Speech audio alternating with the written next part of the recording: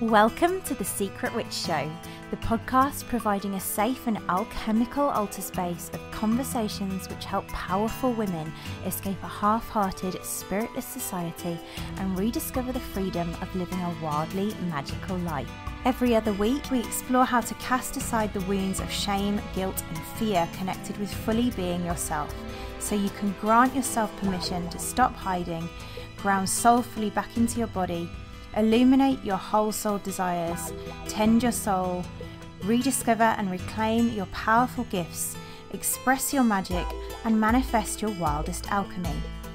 There's no better place to become who your heart longs to be. This is where we will guide you into liberation. I'm your host, Nicole Barton, and I'm so excited to dive in.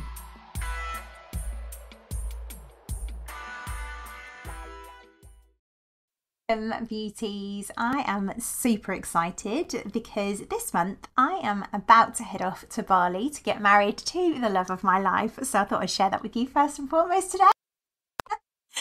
And of course, also, I am still here before we go to create a beautiful Manifesting with the Moon experience. So if you Yes, this is our monthly gathering with all of the sisters from our Secret Witch Society to join together at New Moon and create magic and explore our gifts, dive into opening more fully to our vision to become healers. If that sounds like you and you're a sensitive woman who wants to join us and embrace your gifts, then please do. You can find out more at nicolebarton.co.uk/moon-ritual, and we would love to have you with us. On the Secret Witch Show today, though, our guest is the magical Salena Walker. Salena is a second-time guest. She has been on before, and she is a dedicated Welsh herbalist, deeply rooted in her ancestral heritage and native herbal practices. Salena has nurtured a thriving herbal clinic since 2015, expertly growing a diverse range of herbs to benefit her patients and students. With over 2 decades of teaching experience, her true passion lies in empowering individuals through knowledge, enabling them to cultivate and craft their own herbal remedies. In this juicy episode, we explore the deep-rooted connection between humans and nature through the lens of herbalism and how we can harness plants more magically to heal ourselves. We delved into the topics of rewilding, the spiritual and energetic archetypal power of plants in self-healing, and the gifts to be found in embracing the traditional, non-linear, feminine herbal wisdom approach with plants versus a more masculine, clinical way of working with herbs. Exploring a more intuitive way we can begin to heal ourselves and others as the wise women of the village. Let's dive in. Welcome, Salena. Welcome back to the show. I am super excited to have you back. I know this is a second time, and I think last time we were exploring, I was looking the other day, we were exploring rewilding and connecting to the wild to discover our truth. And so this time, when we were talking about it the other day, I was like, oh, why not let's talk about herbs? Because it feels like a lot of our secret witches are probably very interested in herbs and healing themselves and all those sorts of things.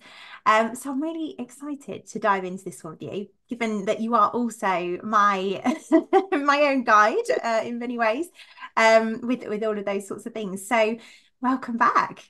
It's an absolute delight to be here. Thank you so much for inviting me back. No, it's my pleasure. I'm really excited. So I'm going to invite you, as ever, to begin by sharing your story. I know you've probably already shared aspects of it on the other episode, but I think for anybody who's listening fresh, it'd be really nice to get a feel for your journey because I know it's been so inspiring. And I am also like kind of the premise of my whole body of work, I guess, my healing modality is that women's stories are so healing for other women. So it's, the way I see it, it's like we're all kind of archetypal remedies and we will all have resonance with other people who need those remedies. So I always love to start with that because I think everybody has their own kind of medicine to serve and it comes through in a story. So I'm going to pause and let you share more. I always find it difficult to know where to start because I feel like the journey started from birth, really. But I Yeah. will start by saying, for those of you that haven't already guessed, I'm from South Wales. You might tell by my accent. And I grew up in the South Wales Valley in a town. And I was part of the miners' strike generation. So I got brought up in a time of the miners' strike in the 80s. And my dad was part of really a crossover generation when people started to move away from more herbal, natural community medicine to go into the doctors. And what I Mm. noticed growing up is as I used to walk into my town, one side of the road there was the Aberdare health food shop, and the other side, exactly opposite, was Shepherd's Chemist. And people used to walk out of one straight into the other and walk out from one straight into the other. And I just got brought up knowing that you grow your food, you grow your herbs, you grow your medicine. And part of that came from you had to. My dad got brought up in the just after the World War, well, around World War two times. And then during the miners' strikes, people were having to grow their own food. It was from a point of poverty, not from a point today where we might do it because of a love of it. And Mm. through observing that, I can remember my very first memory of working with herbs was when I can't quite remember, I was 11 or 12 and I had hay fever. And my dad came home from the factory because he was a carpenter and worked in a factory. And he said, I've got it sorted. One of the boys have told me we need eye bright. And he said, we'll go over the health food shop on Saturday. So we went over the health food shop on Saturday and he asked for what we needed. And it came in this lovely little brown bag. And I was so excited to go home. Mm. And my dad showed me how to make a herbal infusion. I drank it, tasted absolutely disgusting. But I was told that was part of the healing. But I was very excited to learn this whole process. And it got rid of my hay fever. And Mm. whilst I didn't go on a linear journey with the herbs, they were always there. So even when I lived in a flat, I had herbs growing. Even when I lived in very small locations, I always had herbs growing one way or another, or they were dried in the jars on my shelf. So late into my late 20s and early 30s, fast forward, when I started to become very unwell with an autoimmune disease, I was looking for all kinds of modalities of healing. I knew I needed to become the healer, but I might have needed to reactivate some knowledge I had from when I was younger and reactivate knowledge that I knew was in me. So I trained as a herbalist, I trained as a naturopath, I trained as a nutritionist, but knew I couldn't work with people until I healed myself. Mm. And so I made myself my first case study and put everything into practice I was learning and healed my autoimmune disease. Even though I was told by my hematologist it was for life, it was no way I could heal it.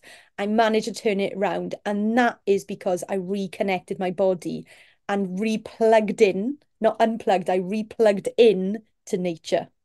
Mm. Oh, there's so much magic in that story. I don't even know where to begin. I always say that. But that just sounds like you had such a magical childhood, was my first observation. Like the magic of your dad, bless his heart, going in and giving you that wisdom. I guess it's kind of wisdom that, as you said, was kind of like reactivated and carried through. But there's just a magic in, and I had a similar experience actually with my mum when I burned out when I was 10. She took me to all these magical witchy healers, which I often look back now and think, oh, that was such a gift. Like, although it was an initiation, like it's also a gift. And it sounds like that's kind of a similar thing for you. Yeah, and I think it's a difference between alternative and tradition because I remember once sharing this in a group that I was teaching, Mm. and one of my students said, I didn't know you got brought up in a hippie family, in an alternative family. And I said I didn't. I got brought up in the valleys, very Mm. working class. And she said, I get it now, it's tradition. And I think that's Mm. the key aspect. And looking at herbal medicine, it's become alternative but Mm. actually it's the original medicine. Yes, I Nothing love that. alternative about it. I love that. Bizarrely, given I've been doing this for like a decade, I've never thought about that, about it being like alternative, branded as alternative. So there's a juicy gem already. But there's just so much in that. Around that, yeah, I mean it is tradition and still it was clearly magic. What I liked about what you said, and I've always seen your medicine as kind of like the wise woman, so I don't know whether you kind of I'm assuming you identify with that label. I guess I would never call myself that, but other people Yes. call me Yeah. that. And I guess in Wales there is the tradition of the wise women, so I can Mm. see where that comes from, and Yes. maybe I need to own that myself. Well, you're in the right place with the secret witch show. um, but yeah, no, I loved what you said about reactivating wisdom. I think that's super important, and also like using yourself as a case study. I'm wondering if you can share a little bit more around, well, they feel like two separate things actually, but like this idea of reactivating wisdom. Yeah, I mean, when I'm working with clients and with my students, I always say to them, we have the therapists inside, we have the herbalist inside, we have the nutritionist inside. We just need to sometimes get a bit quiet so we can listen to Mm, what she has to say, mm, because all the busyness of the world gets in the way. And for me, part of that reactivation is getting back to nature, because you can mm, be quiet in nature. You know, when I have my hands in the earth, when I'm tending to my herbs, that's when it goes quiet, and that's when I can hear the wisdom coming through. And mm, I believe that wisdom is always there, and some of that wisdom might come from my grandparents, my great grandparents, and sometimes I can almost hear their voices, because I was lucky I grew up and my great grandmother was still alive, so I had quite a mm, lot of ancestral wisdom within growing up, and I sometimes smile because I hear within the words I'm hearing, I hear their voice. But I feel mm. within inside us is all we need. It's just giving that time. And I feel plugging into nature helps us reactivate that. I love that so much. And I guess we talked a little bit about rewilding last time. But one of the things that comes up for me as you're speaking about that is this idea of that being almost like quite revolutionary, I guess, for someone who is, working with herbs, because we so often have this idea of like to heal ourselves, we go to a healer and they prescribe, they give us what we need. And what I love about you, and this is why, I work with you as well, is that there's this kind of deeper sense of actually, and the title of this podcast episode is how to heal ourselves with herbs. Like how do we, like, I guess, does that feel revolutionary to you? That is this idea of like we can heal ourselves. I'm guessing maybe not in some ways. And also like just speaking to that whole worldview change, that paradigm shift change, I guess, of like we go to the healer or actually we can heal ourselves. I don't know if that's a question as such. Do you want me to frame it as a question? No, that's totally fine. That's totally fine. I'll go off on a tangent. You can tell me if it's the Okay, right answer. perfect. So what I feel is that I feel it can sometimes be useful working with teachers and working with practitioners, but you Mm, should never have to have them. Every practitioner's role, as far as I'm concerned, is to be your teacher. As a mm, naturopath and as a herbalist, I see my role as a teacher, and I'm filling your basket with techniques and tools that you've got for life, so you don't need to come back to me. I liken it mm, to, when I used to go around my grandparents' house or my great grandparents' house, and I'd learn things. I'd learn, okay, I've got an upset stomach. My great granny would go in the garden and get some peppermint, or she'd be making mullein tea for my great granddad who had really bad problems with his lungs. And I picked that up, and I mm, have that inside of me. And I believe that we can all have that knowledge, but sometimes we just need a helping hand to get that mm, knowledge going inside of us. Many of the people I see on courses and in clinic, they have the knowledge sometimes, but they don't have the confidence to use mm, it. And I think part of that comes from really the herbal medicine industry. And I think how the herbal medicine industry is expanded is to try and go away from we aren't alternative or we aren't so-called woo-woo. mm, mm, They've become, in my opinion, over pharmaceuticalized, if that's even a word. And mm, within that, they've lost that feminine aspect. Everything's become very masculine. We use this herb with this amount of alcohol. We brew it for this amount of time. And to mm, me, you can't break herbalism down into science. mm, mm. Interesting. So what I'm hearing in that is there's a few threads again. It's like every door we open, there's like little different, even more doors open to go down. Um, there's what I come across often when women are kind of learning to heal themselves. Firstly, I liked what you said about almost like seeing the herbalist as a kind of guide into your own wisdom is how I heard what you shared, which is very much how I work in, and I think women do need at times. It's been my own experience of having a guide that's been needed to help me see what I couldn't see or access wisdom that I was kind of blocking out, if innocently, if you like. Um, and that's why I do feel and agree with you, like you said earlier, we have to learn to heal ourselves first. So I love what you shared there.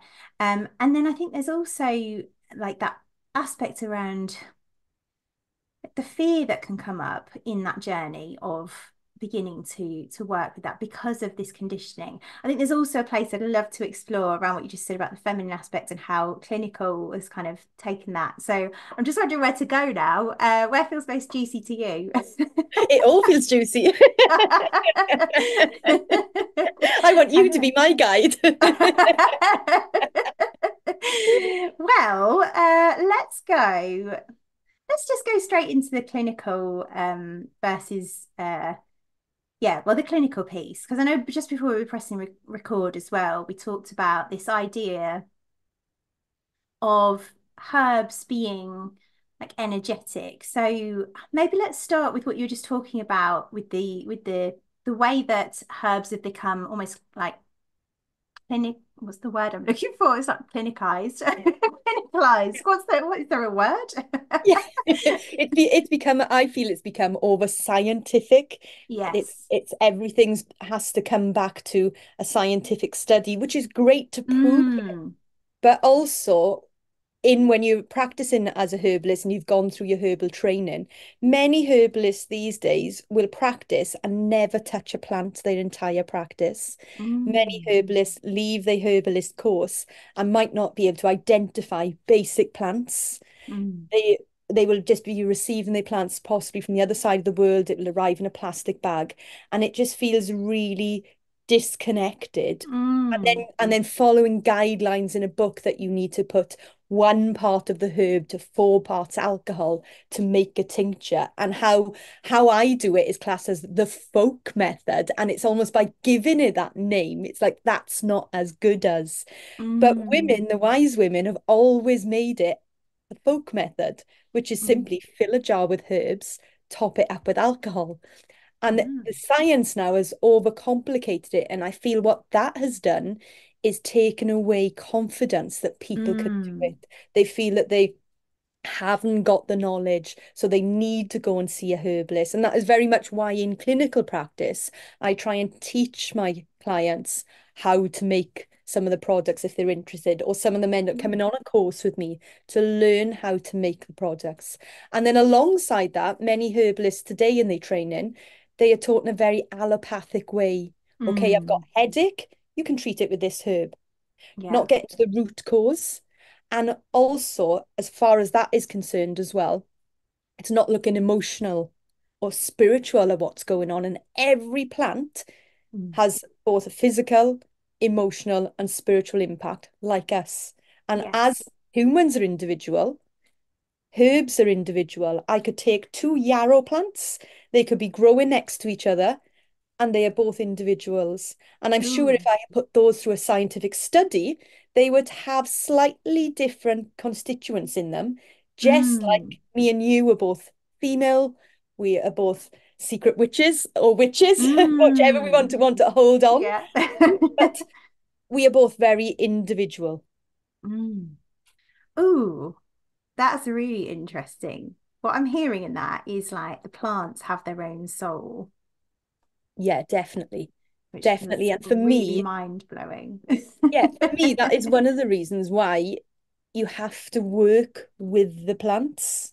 When I done Mm. my herbal education, I had an allotment, and the very first thing I filled that allotment with was herbs.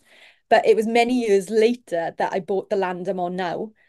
And I felt I couldn't put that work into practice. I couldn't fully step into being a herbalist until I was able to gather the plants wild and to be with the plants in the Mm. garden. To me, and I Yeah. guess that came from my upbringing as well, it just didn't feel right to have medicine arrive that someone else has touched I have no idea who those herbs were.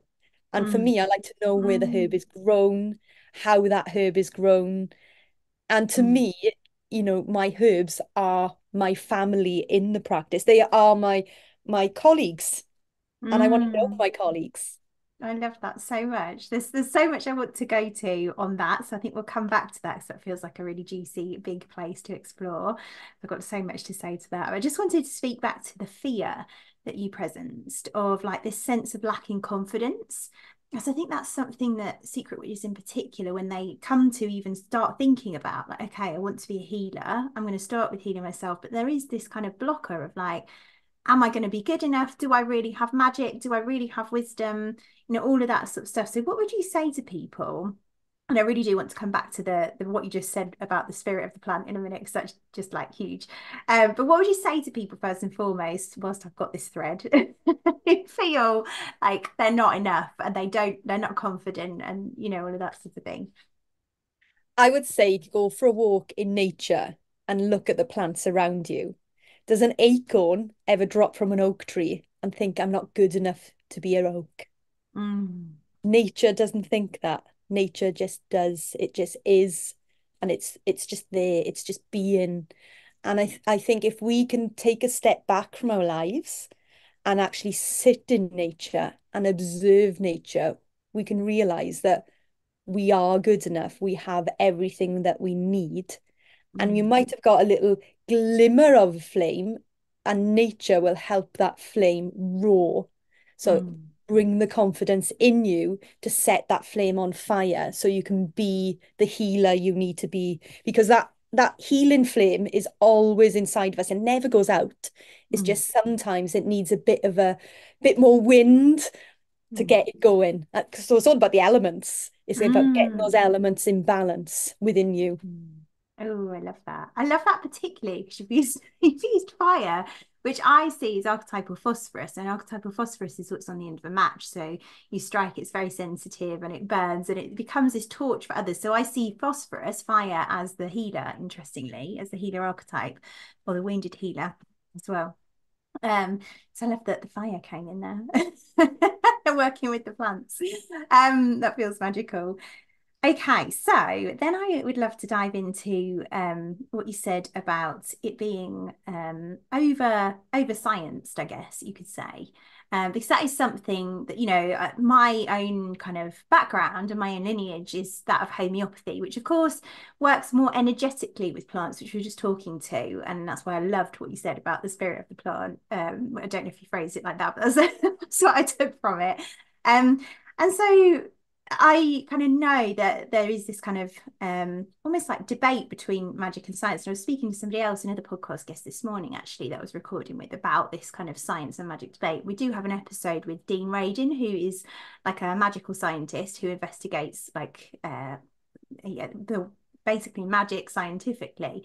So I don't know if there's anything particularly there to explore other than what you already shared around how it's been kind of almost like made clinical. But I think just that point of seeing, like I loved what you said about the way that you make the herbs compared to, or the tinctures compared to how kind of more modern science teaches it. And I'm just wondering if you can break that down a little bit more in terms of, I'm trying to think what my question is.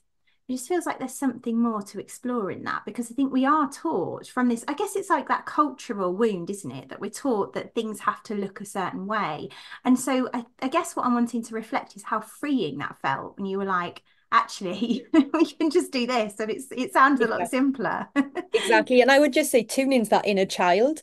Most of us, that inner Mm, child, when we were younger, we filled a jar with flowers. I can remember doing it, filling a jar with apple blossom, filling mm, it with water, and feeling like there's something natural about that. It's what you're meant to do.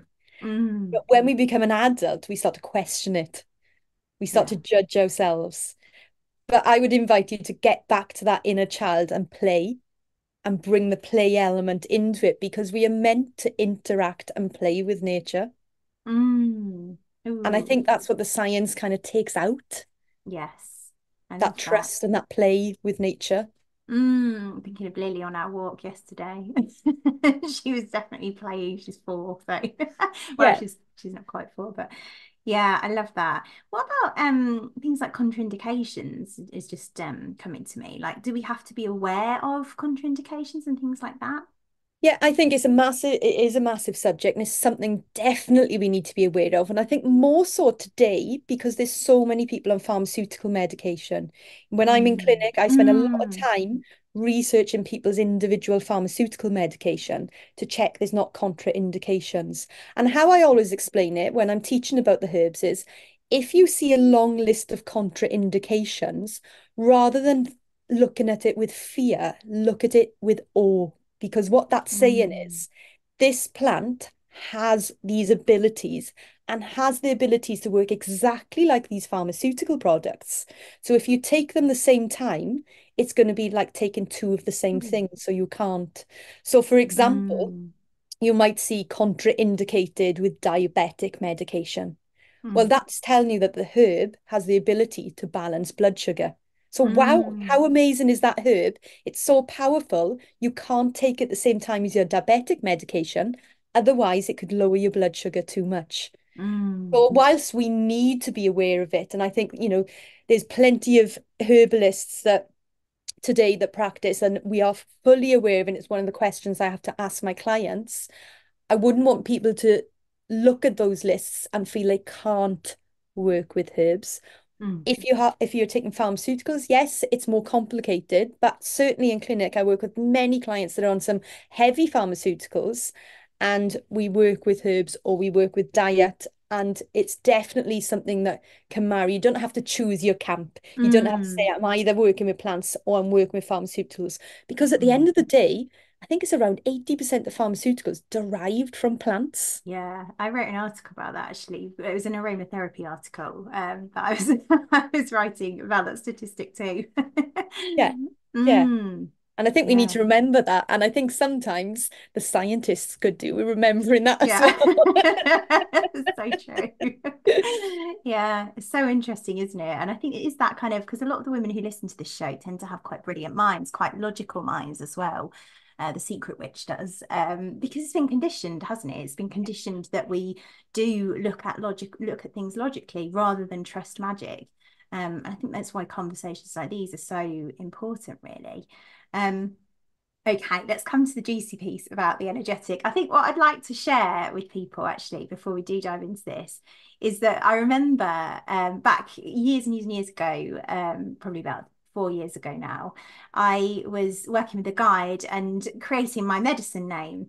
I think you might remember this story, but I'm not sure. But in essence, it became like the word alchemilla came to me. Now I work homeopathically, so of course I work with plant remedies and things like that. Not anymore in the traditional way, in that we take a sugar pill with the energy remedy on it. I work in slightly differently now, kind of channeling the remedy, and working with it as a spirit guide, which is why what you said about the spirit of the plant really excites me. But going back to the story about alchemilla, was that became my medicine name. I think I was Alchemilla. In fact, you can see it on my Zooms. I'm Messina Alchemilla, Apothecary of Ancient Healing Truth, and it's had various different forms, but Alchemilla has always remained. And I remember speaking to you in a session once, and I can't remember if you'd seen my medicine name. I think you had, and I think you reflected it back to me. And then we talked about Alchemilla and how she was about feminine healing, and I was like, that's so magical because at the time I actually didn't know about the remedy Alchemilla. I just chose that name because it felt really aligned and really gorgeous. And then when you said, "Oh, actually, she's all about feminine healing," and I was like, "Well, that's what I do." So it was like actually even that created like who I am today. But I just thought it was so magical because ultimately, what I'm getting to in a very long-winded way is that each of the plants do indeed have their own kind of spirit, their own kind of almost like again, the way that I work with remedies is archetypal. So they almost have their own personalities, is the way I see it. So I wanted to just ask you how you see that because yeah, you started to touch on it. I think it's really interesting. I totally agree with what you said there. Plants have their own personalities, and when I'm working with plants, I work with them on a physical, emotional, and spiritual level. And like when I'm teaching, we learn all about the physical side, but then the next part of the session is all about the emotional and spiritual aspect because you can't look at a plant without looking at that. And quite often in clinic, I will say, for example, I will say, okay, well, I'm going to make a tincture medicine up for you. I'm going to make a personalized blend, and it's going to have a lot of, say, rose in it. And Mm. the patient will smile and I will say, why are you smiling? They say, do you know what? Yesterday I was just smelling the roses in my garden and thinking, I need to do this more often. And when you look at rose has all kind of physical healing aspects, but rose is the medicine of grief. It's the medicine of the heart. It's the medicine of self-love. Combines really well with hawthorn, which is the medicine of the heart, medicine for grief. So rose and hawthorn go beautifully together. But if you think about going into the garden and smelling a rose, just the thought of it brings a smile to your face Mm. because it just speaks to your heart and it brings and fills your body full of self-love. So if I've got a client and I feel actually this person needs a bit more self-love, then I will put some rose in, not because of the physical aspect, simply Mm. because I want that spiritual and emotional aspect. And likewise, say for instance, if I'm working with a woman and I feel that she's working in that patriarchal world, go, go, go, go, she's got a high Mm. power job, and I feel she could do with softening, but keeping with that strong personality she has, but just softening into her feminine side a bit more. Then I'll Mm. add some mugwort in Mm. purely for that reason. I love that so much. And interestingly, archetypal rosa is one of the remedies that we work with energetically in this path. And it is all about heart opening and self-love. So it's magical that we both have the same understanding and the teachings, I guess, and the wisdom from the rose that is exactly the same as what, my the way I've arrived at it is the same as the way you've arrived at the same kind of essence of the plant. Um, so I love that. Yeah, that feels really important, I think, because it comes back to like again that kind of confidence building that as we start to commune with the spirits of these plants ourselves, we can kind of get a bit more of a feel for how they're going to help us. Almost like the way that I see them is almost like guides. Exactly, exactly. They're our teachers. I Mm. always say when I'm talking about the courses that I'm teaching, you're going to learn from the best teacher of all, the plants, not me, I the love that. plants. And one of the things I always do in teaching is it's called organoleptic tasting. Big scientific word. It basically means taste things and get into your Mm, emotions and intuition about it. And I I will love pass that. around a tea and I will get everyone to fill out a sheet. What does it taste like? What does it smell like? What does it look like? But Mm, then on the bottom of the sheet, there's an image of a person, and I ask them to feel where it's going in their body, what emotion mm, arises, and who do they feel this medicine could work with or be suitable for. And it's amazing. I can have a group of people that have never done anything with herbs, and mm, yet they will all, when they're given the time and the space, they'll know how that herb needs to be used just mm. simply by tasting it and having that space and That's that magical. moment to think about it. That's so magical. It reminds me actually of homeopathic meditative provings where they'll sit with the essence of the remedy. I think they all take it actually. They'll take the remedy and then they'll speak out what sensations they're feeling, what's going on for them. It's called a proving. I don't know whether that's the same kind of word that you would use, but that feels magical because it does again just reinforce that confidence that actually it's just a case of kind of exploring and really feeling is the word that comes to me actually. Yeah, and that takes time. I always liken it like meeting a new friend. If you meet a new friend, or it may not be a friend at that moment, you meet a new person, you don't instantly go up to that person and say, "What can you do for me? How can I use you?" And it's exactly the same with the plants. Sometimes we do that. Mm, It's like, okay, well, what can I use this for? How yeah. can I work with this plant? But actually, the very first thing is building up that friendship.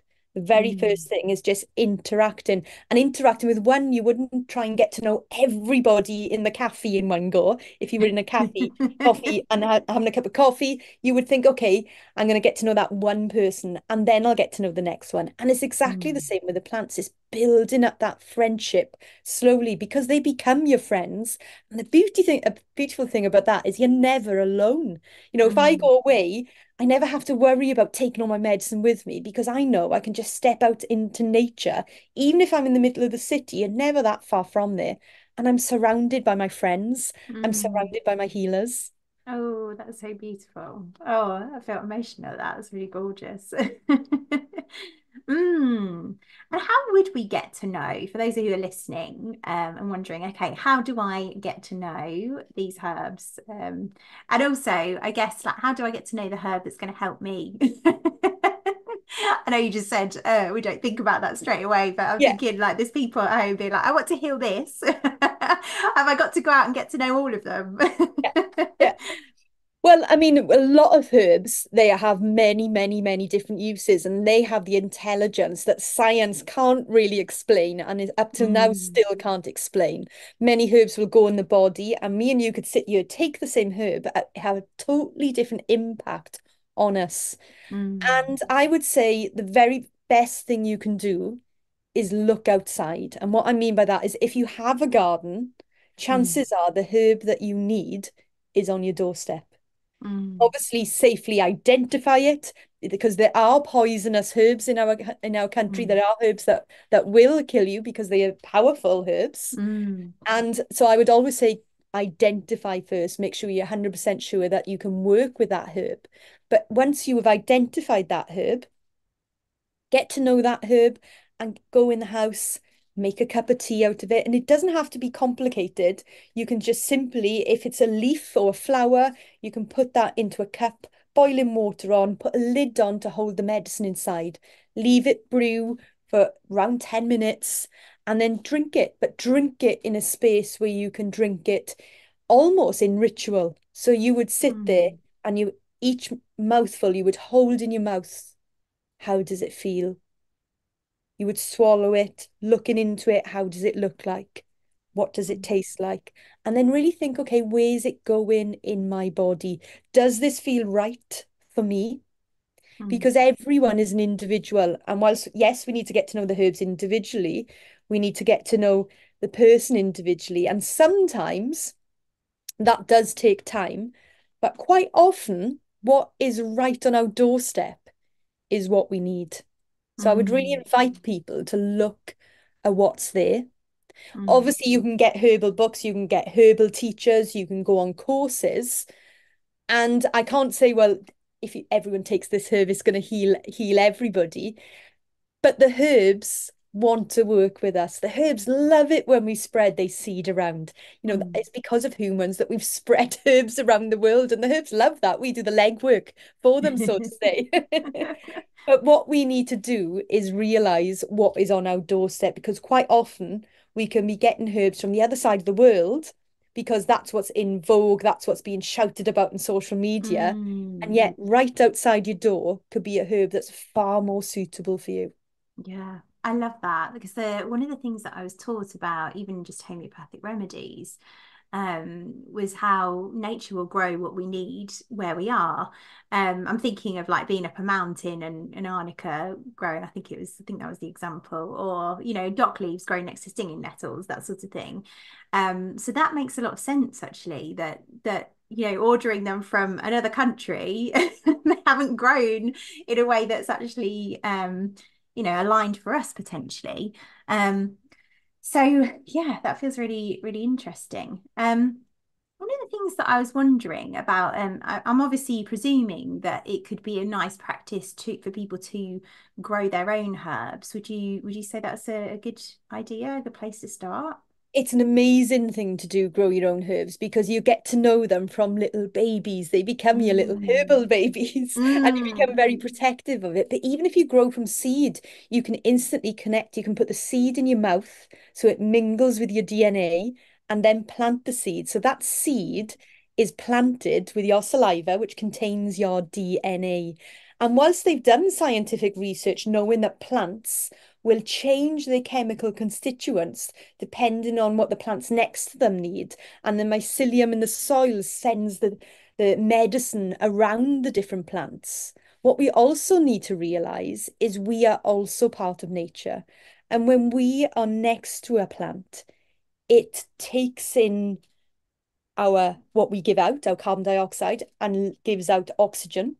Mm. But within that, there's a DNA exchange, and that plant will adopt and change its chemical constituents to suit you. So the more you Mm. interact with the plant, the more it will become your medicine. Wow, that's mind blowing. Yeah. Yeah. It's a bit like the image that came to mind was like breastfeeding when our milk kind of changes to adapt to what the baby needs.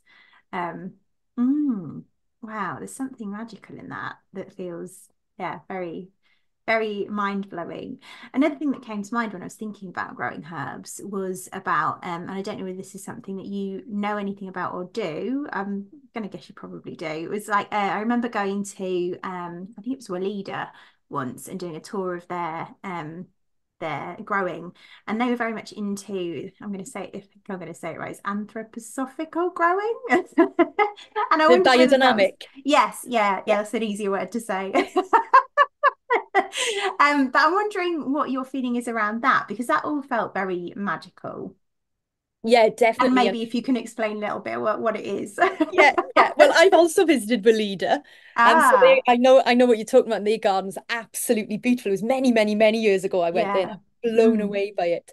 And they practice biodynamic gardening. So, in a nutshell, biodynamic gardening is where you plant with the moon, because at mm, different stages of the moon, there's different gravitational pull on the mm, earth, depending on where the gravitational pull is between the moon, the sun, and the earth.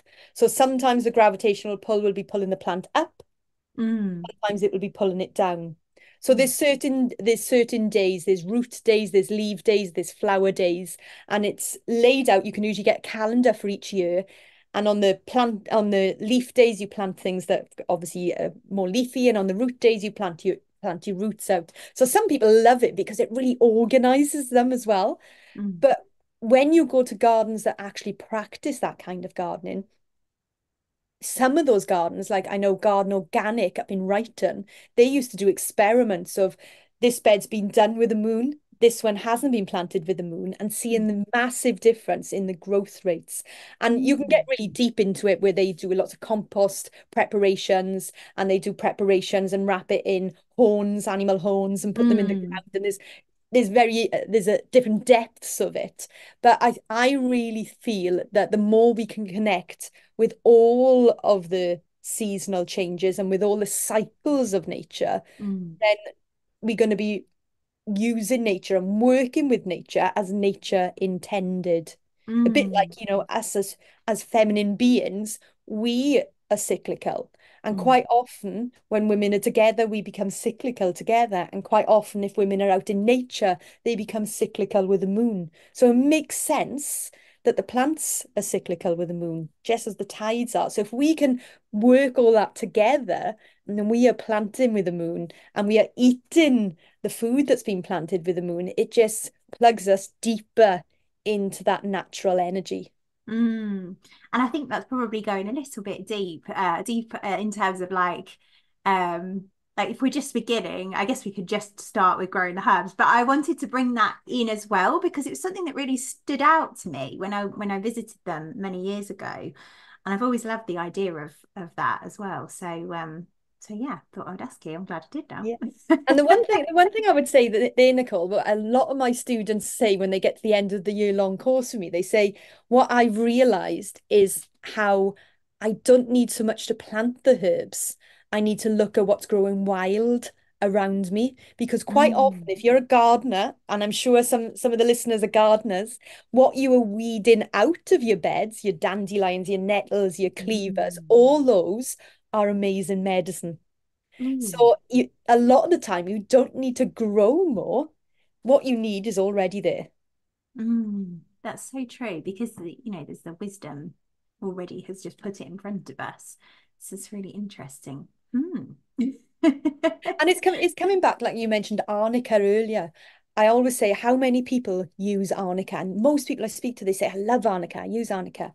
And I say, well, how many of you, I teach in Wales, so I say, Mm, how many of you know that the daisy is Welsh arnica? That whatever you use arnica for, you can use daisy for. Mm. You can collect your daisies. And, that was one of the things we all connected with when we were younger. We all made daisy chains. Mm. Know that is medicine. And yet we all go and buy arnica, and Mm.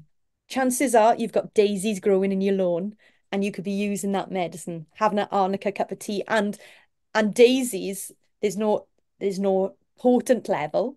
They Mm. can be used by everyone. And if you haven't eaten a daisy leaf, I really invite you to, as long as from an area that you know hasn't been sprayed, because it will blow your mind, the taste of that tiny, tiny little leaf.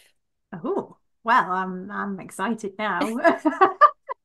You're gonna find me eating daisies later. That's magical.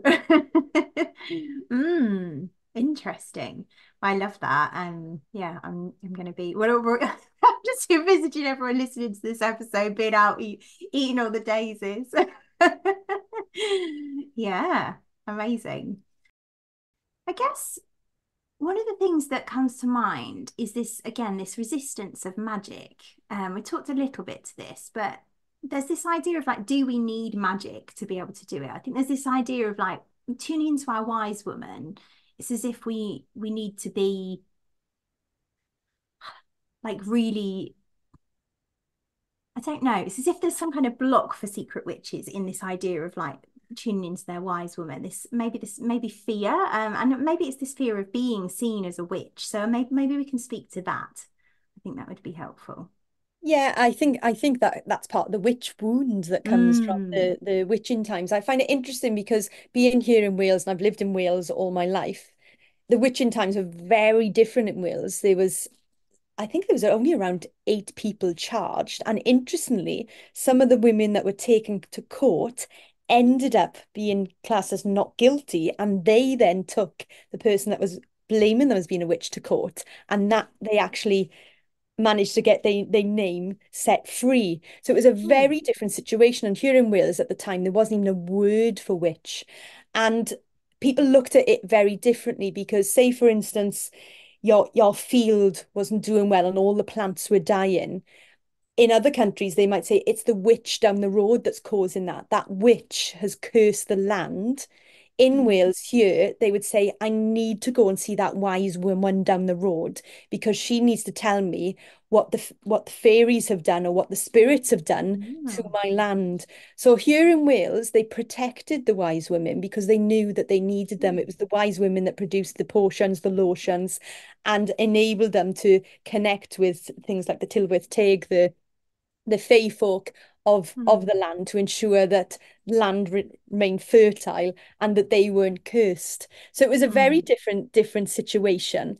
And again, I feel I noticed that in just general culture in this area, but then working with people from different countries, like having many students from England and Mm. working with clients from different countries all over the world, particularly European countries, I notice the witch wound there.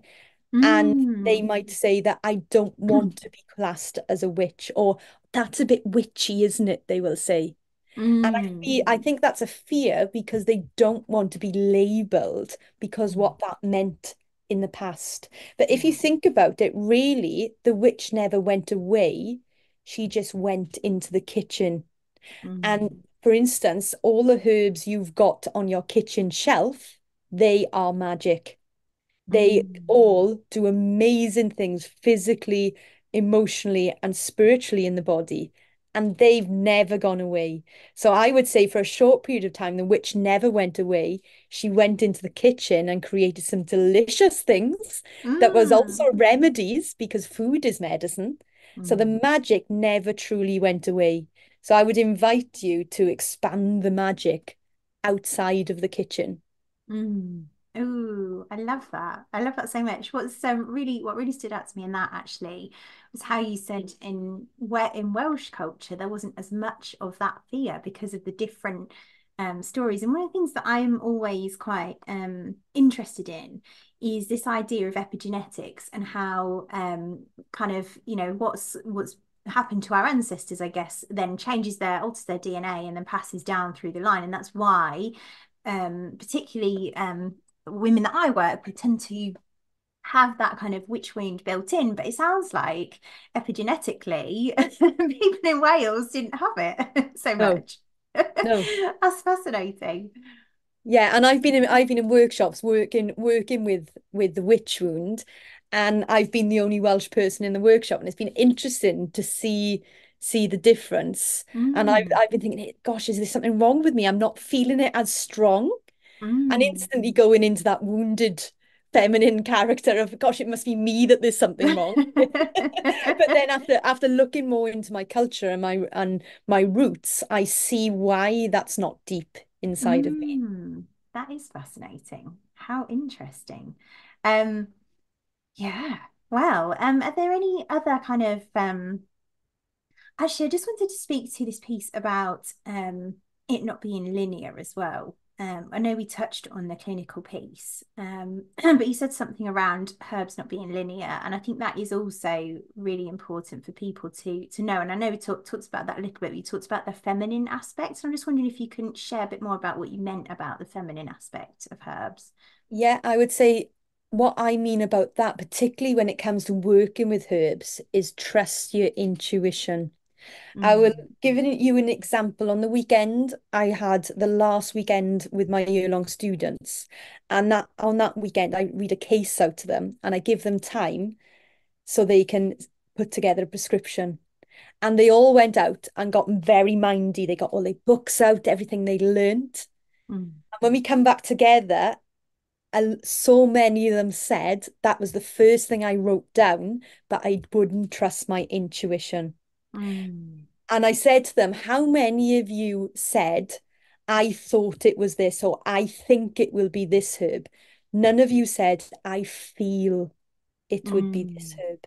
And I said, there's two very different things. We need to get into our feelings about the herbs rather than our mind about the herbs. Because, mm, when you think about them, they're earthly beings. So we need to have our feet on the earth. We need to be rooted into that earth medicine. And we need to feel into them. Getting in our head about them gets us in that very masculine energy and very quickly into that judgmental energy of mm. being right or wrong. But getting into your heart, Yes. getting into your gut, getting into your womb, and trusting that intuition, going back to we all have that inner herbalist inside of us. We just need to stop and listen. I love that. That feels like a gorgeous place to begin to bring it to a close. Is there anything particular, if there's one thing that you wanted to share with listeners, or if there's any practical tips? I know we've already talked about some of those, or if there's even just anything that you feel we haven't covered that you would love to share, I think it would be good to yeah, complete there. Yeah, I would say just be inspired. Go out. The next time you go out for a walk, look around at your green friends, look out for your green brothers and sisters that are around, and just go with your owl eyes rather than your eagle eyes looking forward. Go with your owl eyes Mm, looking right around and look at how many beings are already there mm, waiting for you to be ready to work with them. And then mm. get excited about one of them. Choose one of them and get really excited and make friends. That's so beautiful. I love how you speak about plants. It just feels so gorgeous. Yeah. Thank you so much. I would love to invite you to share then where people can find out more about you, your work, anything that you're kind of offering at the moment. Yeah, so I'm on all the social medias. So I'm on Instagram, Facebook, Twitter, all those kind of places. Usually under my name, Salena Walker, spelled Salena. So that's how I managed to get my name. I've also got loads of videos on my YouTube channel, all about herbs and something about nutrition naturopathy. So check me out there as well. And each year I run a year-long herbal course called Wild Welsh Herbalism. And it's a year-long journey where people come to my land. I live on 10 acres of land, mixture of woodland and gardens. And we work with the herbs for a year, making 39 brand new friends throughout the year and learning all the new and old medicine making techniques, but based on the Welsh tradition. And Mm. I run that every year. And I'm also thinking about running it online as well. So if you're interested in that, just get in touch or head on over to my website, selenawalker.earth, and sign up to my free newsletter because that's where I let you know what's happening. But yeah, I would love for some of you to come over, meet me, and join me on the Wild Welsh Herbalism. I love that. And I love that you're potentially offering that online as well. I keep sending it to my clients, like, do you like this in Wales? I will just go, just go. I am actually changing the structure for next year because so many people are contacting me because up till now it's been running on a monthly basis and it's too far to come to West Wales every month. So next year Mm, I'm running it on a seasonal basis. So there'll be a couple of days in spring, summer, autumn, and winter. So it'll make it mm. easier for people from further afield. Yeah, gorgeous. And even your newsletter is gorgeous as well, I have to say. It always feels nourishing. Oh, thank you. Lovely. Thank you so much for sharing your plant friends with us. And thank you so much for inviting me on. It's been so great to chat with you again. Yeah, and you, love. Thank you so much. And yeah, exciting. I'm off to eat my what was it, my daisy? I'm Yeah, gonna eat my daisy daisy after leaf. this. You'll have to let me know what you think. I will, I will. Thank you, love. I do love having Salena on the show, of course. She is one of my own herbal guides. Here are my key takeaways. Herbal medicine is deeply rooted in tradition. It's not actually alternative, it was the original medicine. And we can reactivate our innate and ancestral wisdom for self healing. There has been a masculinized over scientification of herbal medicine, which can deter women from trusting their feminine, intuitive relationship with plants and leave them feeling underconfident in their gifts. Each individual has an innate capacity to connect with plants for healing, and we don't need to outsource our healing to others, but others do make good guides into our deeper wisdom. As aspiring wise women, we hone our gifts by learning to work with self-healing, embodying our skills for ourselves before helping others, like medicine would have traditionally. Herbs are potent not just physically, but also emotionally, spiritually, and energetically. They are spirit beings with unique individual souls and properties. We can begin to learn from them as teachers if we treat them like friends. Reconnecting with nature and its cycles offers a way to healing and reconnection with our deeper wisdom for healing on all levels. We can begin that journey by going into the wild and beginning to cultivate a relationship with plants. If you'd like to get the show notes and links for everything we've chatted about in this episode, head to www.secretwitch.co.uk. If you know a secret witch who would love this episode, please share with them to help them liberate themselves. And so you don't miss out on next week's episode, head to your podcast app of choice and hit subscribe. Thank you so much for listening. I'll see you next time.